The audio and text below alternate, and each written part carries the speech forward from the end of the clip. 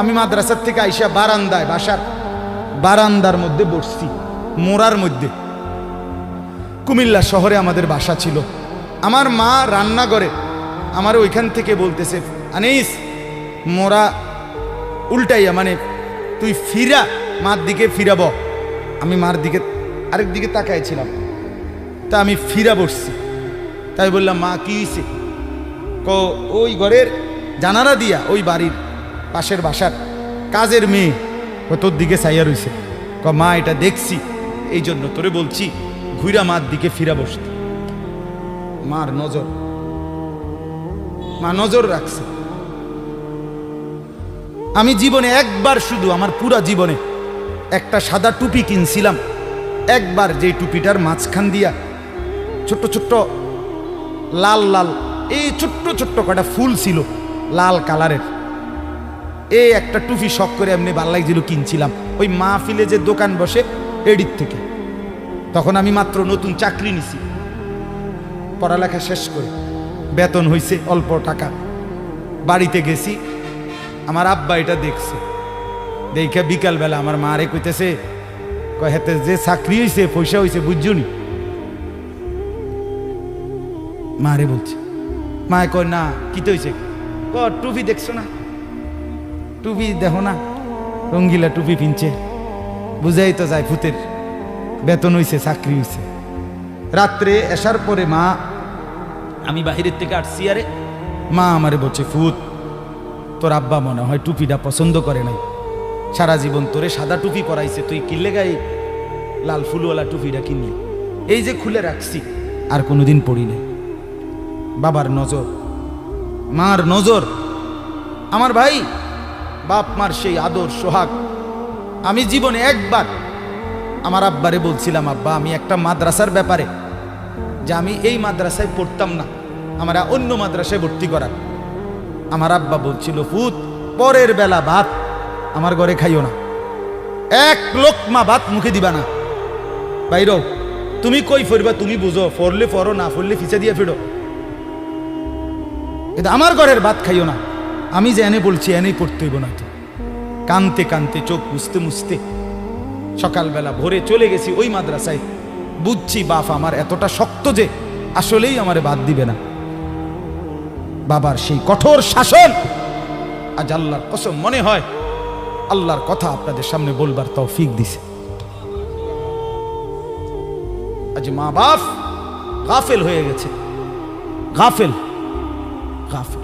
আপন ছেলে, মা বাপ বাইচা থাকতে আপন ঘরে ছেলেটা একদিনও ফজরের নামাজ পড়ে না, মা বাবার কলিজায় কোনো ব্যথা নাই। কেমনে মাইনা নেয় এটা? কিভাবে সম্ভব? আপন স্ত্রী, স্বামী তুমি বেঁচে আছো, তোমার স্ত্রী পুরা গ্রাম হাঁটে, পুরা মার্কেট হাঁটে, তোমার বেডি রে সবাই চিনে, সবাই চিনে বেডি রে। তুমি বেড়া বাচ্চা রয়েছো কেন? তুই ফাঁসি দেস না কেন? তুই মরস না কেন বেটা? কেন তুমি মরো না? আত্মমর্যাদা যদি মুসলমানের না থাকে, আত্মসম্মান না থাকে, আমার জীবনে আর রইলটা কি?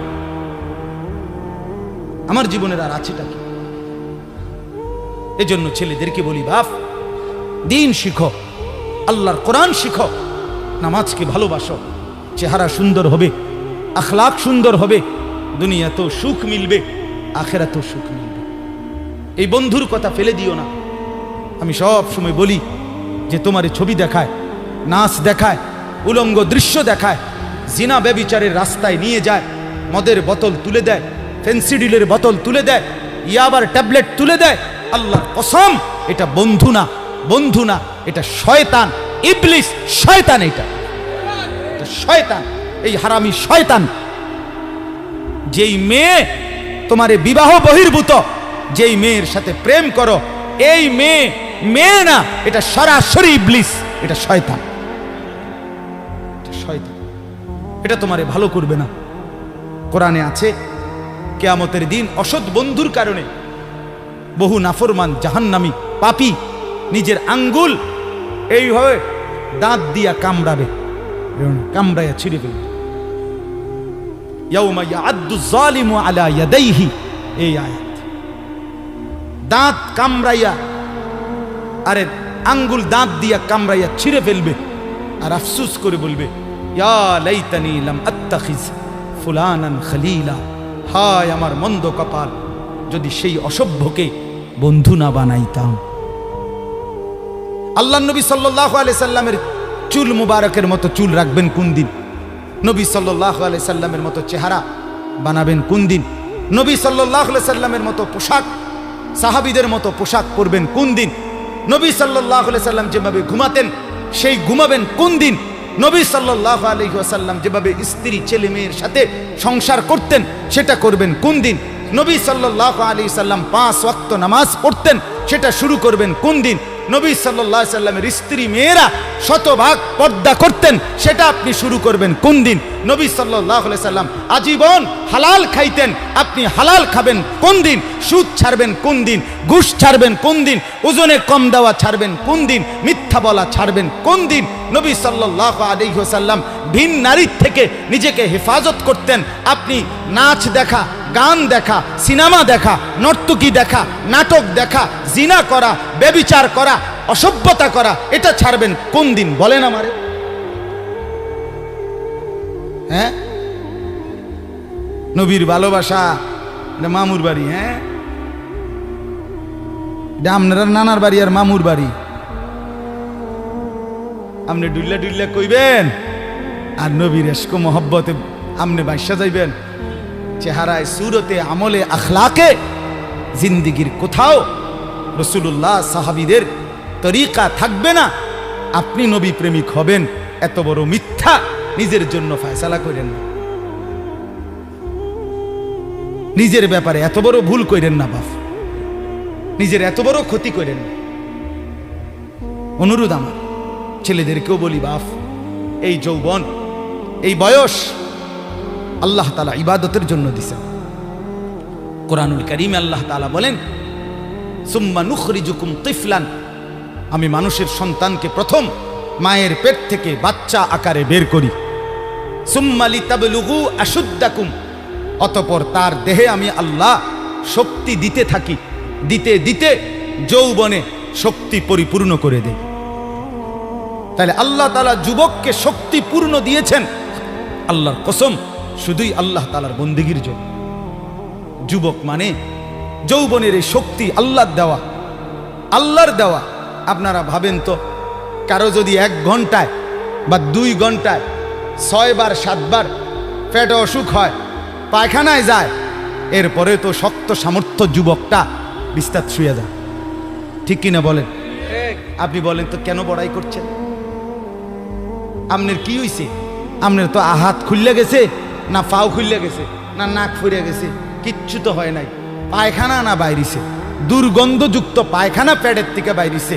তুই বেটা এত দুর্বল, সামান্য পায়খানাই তোমার শরীর থেকে একটু বেশি বাইরিয়ে গেলে তুমি হুত্যা লাও, তুমি নি মাতবুরি দেখাও।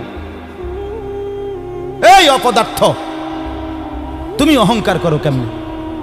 কথা বলেন, আমি বড়াই দেখাই কেমনে যে আমি সামান্য পায়খানা, এটার কাছে আমি এত দুর্বল? আমার কি বড়াই করা সাজে? তাহলে আমাদের প্রতি সেকেন্ডের সুস্থতা, আমাদের শক্তি সবল, এটা তো আল্লাহর দান। কার দেওয়া বলেন না? আল্লাহর দান। আল্লাহর দেওয়া সেই শক্তি, আল্লাহর দেওয়া সেই বল, আল্লাহর দেওয়া সেই সাহস, আল্লাহর দেওয়া সেই যৌবন, আমার ভাই কেন না ফরমানের মধ্যে ব্যয় করা? কেন? আমি একটা ছোট্ট উদাহরণ দিই, এই কোরবানি সম্পর্কিত উদাহরণ, একটু মনোযোগ দিয়ে শুনেন। ওই যে যেখান থেকে কোরবানি শুরু, আদম আলাইহিস সালামের 2 ছেলে হাবিল কাবিল, জানেন না আপনারা? আমি পুরো ঘটনা বলতেছি না। তো আল্লাহ তাআলা 2 জনকে বলছে কোরবানি দিতে, এই প্রথম কোরবানি। ওয়ালিকুল্লি উম্মাতিন জাআলনা মানসাকান, এই সূরা হজ্জের মধ্যে আছে। আল্লাহ তাআলা বলেন, আমি প্রত্যেক জাতির জন্য কোরবানির হুকুম নির্ধারণ করেছি, একেবারে প্রথম থেকে, আদম আলাইহিস সালামের জামানা থেকে। তো আল্লাহ তাআলা বলেন, ওয়াতলু আলাইহিম নাবা আবনাই আদম বিল হক, হে নবী, আদমের 2 সন্তানের কোরবানির ঘটনাটা আপনি সঠিকভাবে আমার বান্দাদেরকে শুনান। কোরআনে আছে। তো এই আদমের দুই ছেলে হাবিল কাবিল